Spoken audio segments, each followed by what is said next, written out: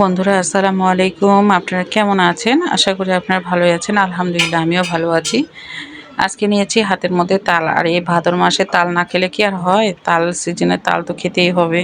তাই আজকে তাল দিয়ে একটা মজার রান্না করব। বন্ধুরা ভিডিওটা প্রথম থেকে শেষ পর্যন্ত দেখবেন, কেউ অর্ধেক দেখে চলে যাবেন না, অবশ্যই পুরো ভিডিওটা দেখবেন। একে অপরের সাথে যদি আমরা বন্ধুত্ব না করি তাহলে সামনে এগিয়ে যাব কেমন করে? তাই আমরা চাই যে একে অপরের পাশে থাকি, সাহায্য নিই। তারপর আমরা একটা ভিডিও করতে অনেক কষ্ট, তাই একটা পুরো ভিডিওটা আপনারা দেখবেন, পাশে থাকবেন বন্ধু হয়ে। আর এই তালটা ভালো করে ছিলে নিচ্ছি। আপনারা তো কম বেশি অনেক তালের পিঠা খেয়েছি, যে তালের বড়া, তালের তেল পিঠা, মানে আরও অনেক পিঠা আছে যেগুলো আমরা খেয়ে থাকি। তাই তাল দিয়ে আজকে একটা মজা রান্না করছি। আমি যেভাবে রান্না করছি বন্ধুরা, আপনারা যদি এভাবে একবার খেয়ে দেখেন। উত্তরবঙ্গের মানুষরা কিন্তু তাল দিয়ে বেশি কিছু ওরকম রেসিপি জানে না। এখন তালটা মাঝখান দিয়ে ফাটিয়ে নিচ্ছি। আর নিয়েছি একটা, নিচে রাইস কুকারের যে একটা পাতিল আছে সেটা নিয়েছি, আর উপরে নিয়েছি একটা চালি। হালকা করে একটু তালের মধ্যে পানি দিয়ে দিচ্ছি, তাহলে তালটা একটু নরম হবে। প্রথমে ভিতরে রেখেছিলাম, যে উপর থেকে যে তালটা পড়ছে সেটা আবার ভিতরে তালের উপর পড়ছে। তখন কি করলাম, বাইরে ওগুলো ফেলে রাখিয়ে দিলাম বাটির মধ্যে। আর দিয়ে এভাবে আস্তে আস্তে তালটা ঘষতে ঘষতে অনেকটা পরিমাণে ঘোলো বেড়েছে। দেখুন, এভাবে আপনারা করবেন, একটা আঁশ নিচে পড়বে না, আর খুব সুন্দর গাঢ়ভাবে পড়বে। এই তালটা এখন আমি কি করব, একটা কড়াই নিয়েছি পাশে, আর কড়াইয়ের মধ্যে তালটা ঢেলে দিব।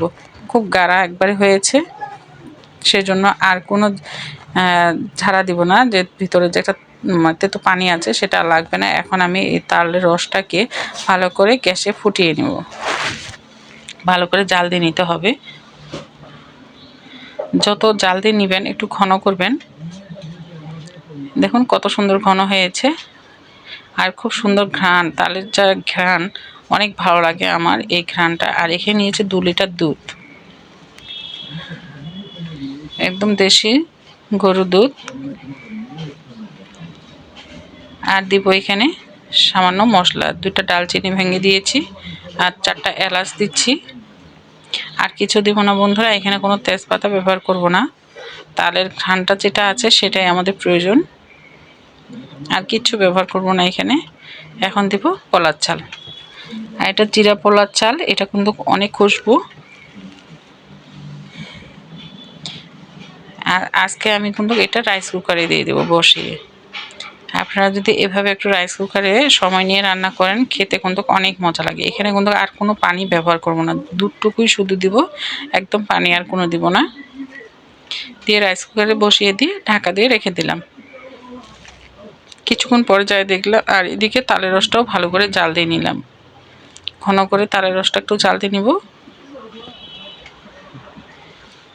তালের রসটা জাল দিয়ে একবারে ঠান্ডা করে নিতে হবে। আর এদিক চালগুলো ফুটে গিয়েছে, একদম ফুটে গিয়েছে বলতে সিদ্ধ হয়ে গেছে, খুব সুন্দর চালগুলো ফেটে গেছে। এখন আমি তালের রসটা ঢেলে দেব। অনেকে বলে তালের রস দিলে বলে দুধ ফেটে যায়, কিচ্ছু হবে না বন্ধুরা। আপনারা কোনো সোডা বা কোনো কিছু বেকিং পাউডার বা এগুলো কিচ্ছু ব্যবহার করবেন না। আপনারা শুধু তালটা ব্যবহার করবেন, কোনো কিছুই দেবেন না। আর এখানে বাদাম আমি ভেজে গুঁড়া করে নিয়েছি, সে বাদাম গুঁড়োটা দিয়ে দিয়েছি।